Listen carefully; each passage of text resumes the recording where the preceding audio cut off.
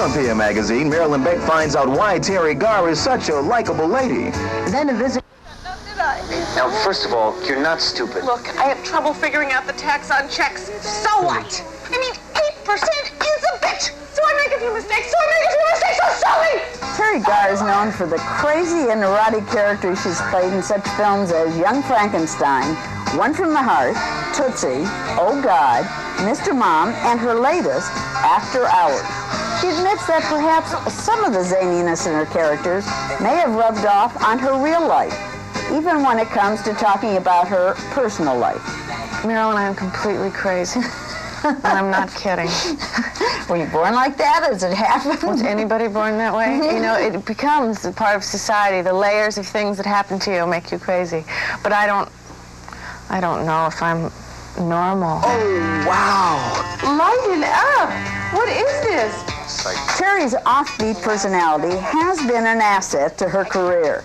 A valley girl raised in North Hollywood, Teri wanted to be a dancer, and dance she did in some Elvis Presley and Shirley MacLaine movies. But her breakthrough as an actress came in the 1974 Mel Brooks comedy, Young Frankenstein. In the last 10 years, she's worked for some of the most distinguished directors in Hollywood. Steven Spielberg in Close Encounters of the Third Kind, and Francis Ford Coppola, for whom she's done 4 films, The Conversation, The Black Stallion, The Black Stallion Returns, and One from the Heart. You've said that Coppola manipulates actors.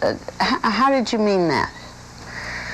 Well, he does certain things to actors, like he did a thing in the middle of a scene. He rigged up when we were shooting a scene. God, this seems so long ago. But anyway, we were doing a scene, Freddie, Forrest and I, and he had the phone ring. And it wasn't in the scene, but he wanted the scene to go on with the phone. So, like, if we were on the stage and the phone rang, we would have to, there's an audience out there, and we would have to go, I think the phone is ringing for you. But we weren't. We were on the sound stage. So in my mind, I don't know if this worked. I mean, then well, let's go ahead and do the scene. They'll either use this take or not. You know what I mean? It's not effective so much as it would be on the stage. So what did you do? You went and picked up the phone and pretended it was in this scene? Freddie Forrest picked up the phone and said, it's for you.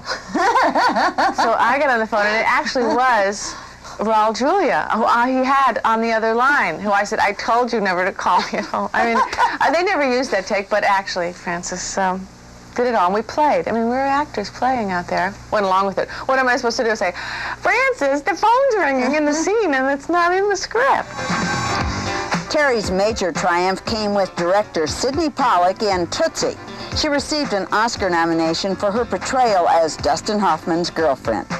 You had to have felt like you're working with 2 directors, and Tootsie with Dustin Hoffman having so much input. Even 3 directors. There was Dustin, there was his alter ego, and then there was Sidney. Oh, that's right. So there was 3 or 4, maybe more.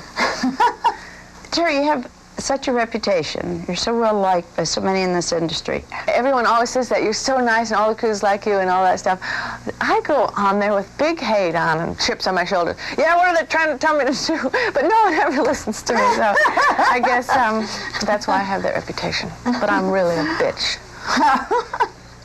Teri says that the frustration she's felt about some directors has made her want to be a director herself. I have my own ideas. I mean, there's no way to deal with it. I mean, I have to walk away smiling sometimes and chewing gum. You know what I mean? To swallow stuff that I don't want to do sometimes, you know. Everybody does. But if I was making my own paintings, if I was directing these things myself, it would be different. I mean, what would you do differently if you were king? If I were king, let's see. I'd free the slaves, first of all. And I'm one of them. As far as her personal life is concerned, she's still single at age 35. There have been reports of an involvement with the doctor, and then with film executive Roger Birnbaum. Oh, Roger, yeah, that's true. And then last year, you were going to marry Dr. David Kipper. According to who? I mean, you know, the thing is, if you get into this business and you just want to be an actor, that's okay. Then you put your head on the chopping block and they say all kinds of stuff about you. I mean, I'm not responsible. Someone called me and said I was having this great fling with Rod Stewart, who I don't think I've ever met or even been in the same room with, but for the record, are you marrying somebody or not?